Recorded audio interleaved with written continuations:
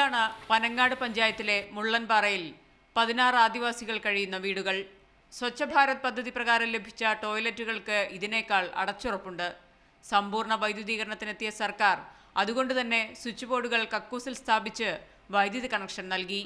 ഭൂമിക്ക് പട്ടയം കിട്ടാത്തത് എന്താണ്, ആധാറും പെൻഷനും എങ്ങനെ ലഭിക്കും, ഒന്നും ഇവർക്കറിയില്ല. സഹായിക്കാനും ആരുമില്ല. ഭൂമി സ്വകാര്യ വ്യക്തിയുടേതാണ് എന്ന് മാത്രം പറയുന്നു. വിറ്റതല്ല, അവരെ തലത്തങ്ങൾ കൂടുന്നു. അപ്പം അവർ ഇതിൻ്റെ കള്ളസരൻ്റെ ഞങ്ങൾ എത്ര കൊല്ലം കഴിഞ്ഞെന്നറിയാം. ഇവിടെ ഒരു 30-40 വർഷമൊക്കെ കഴിഞ്ഞ് ഒക്കെ ഞാൻ എഴുതി കൊടുത്തതായി. പിന്നെ പെൻഷൻ പൈസക്കൊക്കെ എവിടെ കിട്ടാൻ?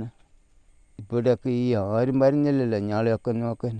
മുതുകാട് ഇവർക്ക് വേറെ വീടും സ്ഥലവും ഉണ്ടെന്നാണ് പനങ്ങാട് പഞ്ചായത്ത് അധികൃതർ പറയുന്നത്. എന്നാൽ തലമുറകളായി താമസിക്കുന്ന സ്ഥലത്തു നിന്ന് മാറാൻ ഇവർക്കാവില്ല.